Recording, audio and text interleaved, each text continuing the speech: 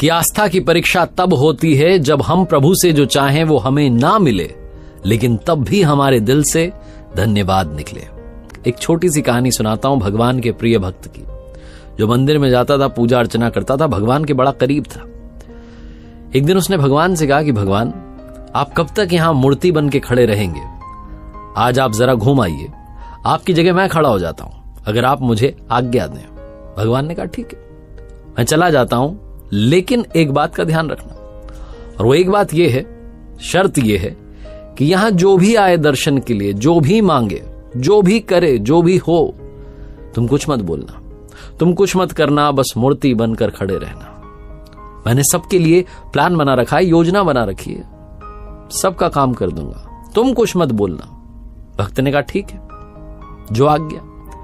भगवान चले गए, भक्त वहां मूर्ति बन के खड़ा हो गया।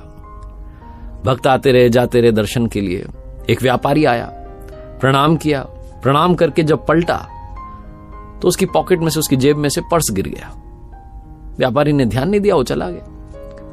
व्यापारी के जाने के बाद में एक गरीब व्यक्ति वहां आया, भगवान को प्रणाम करने लगा और गिड़गिड़ाने लगा, कहने लगा कि भगवान, मेरे घर में खाने के लिए कुछ नहीं है, बाल बच्चे भूखे हैं, कुछ कृपा कर दीजिए, कहीं से पैसा मिल जाए।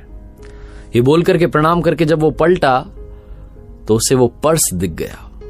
उसने पर्स उठा लिया, भगवान को फिर से प्रणाम किया, दंडवत प्रणाम किया, कहने लगा आपकी तो कृपा, आपका चमत्कार है, और खुश होकर के वहां से चला गया।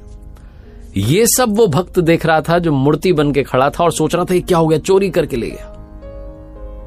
उस गरीब व्यक्ति के चले जाने के बाद में वहां पर एक नाविक आया, नाव चलाने वाला, आकर के प्रार्थना करने लगा, प्रणाम करने लगा और कहने लगा कि भगवान, मैं 15 दिन के लिए समुद्री यात्रा पर जा रहा हूं, आप देख लेना मेरी यात्रा सही से हो जाए, मुझे संभाल लेना, घर वालों को संभाल लेना, सब कुछ आपके हवाले, मेरी यात्रा सफल बनाना भगवान। ये बोलकर के उसने प्रणाम किया और जब वो पलटा तो पीछे पुलिस खड़ी हुई थी।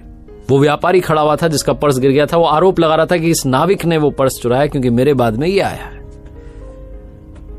पुलिस वाले उस नाविक को पकड़ करके ले जाने लगे। वो नाविक बोल रहा था कि अरे मैंने कोई पर्स नहीं देखा, ही नहीं मैंने तो कोई पर्स, लेकिन पुलिस वाले सुन नहीं रहे थे क्योंकि व्यापारी का आरोप था। तो उस नाविक को ले जाने लगे, तभी वो भक्त जो मूर्ति बन के खड़ा था वो कहने लगा कि अरे इसने नहीं चुराया है, इससे पहले गरीब आदमी आया था वो चुरा के ले गया, उसके घर जाओ, मिल जाएगा अभी। पुलिस वाले पहुंच गए उस गरीब आदमी के घर, उसके घर से पर्स मिल गया, उसको पकड़ के ले गए, जेल में बंद कर दिया। नाविक जो था वहां से चला गया। शाम में भगवान आए।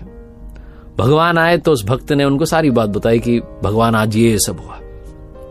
भगवान ने कहा मैंने तुम्हें क्या शर्त बताई थी, मैंने तुम्हें कहा था कि तुम यहां खड़े रहना, कुछ मत करना, बस खड़े रहना। मैंने सबके लिए योजना बना के रखी है, तुमने सारा काम बिगाड़ दिया। उस व्यापारी की जेब से पर्स गिर गया था, उसमें इतने पैसे नहीं थे कि उसका नुकसान हो जाता, वो बहुत बड़ा व्यापारी है, लेकिन वो पर्स जिस गरीब इंसान को मिला था उसके परिवार का खर्चा चल जाता, उन्हें भोजन मिल जाता। वो लेके चला गया था पर्स। उसके बाद जो नाविक आया था, वो नाविक जिस 15 दिन की यात्रा पर जाने की बात कर रहा था, वहां भयंकर तूफान आने वाला था, उसकी जान जानी पक्की थी, उसकी पत्नी विधवा हो जाती। इसीलिए मैंने योजना बनाई थी, तुमने सारा काम बिगाड़ दिया, तुमने उस गरीब आदमी को जेल में डलवा दिया, उस नाविक को यात्रा पर भेज दिया, अब उसकी जान चली जाएगी, उसकी पत्नी विधवा हो जाएगी। भक्त जो था वो जमीन में लेट गया, प्रणाम करने लगा, माफी मांगने लगा कि कुछ तो कर दो। भगवान ने कहा अब तो सब बिगड़ गया। छोटी सी कहानी, लेकिन सार ये है कि प्रभु ने सबके लिए प्लान बनाया हुआ है, योजना बनाई हुई है। तो अगर आपके मन का नहीं भी हो रहा है, जो आप चाह रहे हैं वो आपको नहीं भी मिल रहा है, तब भी आपके दिल से धन्यवाद निकलना चाहिए, क्योंकि उस पर आपका भरोसा प्रगाढ़ होना चाहिए।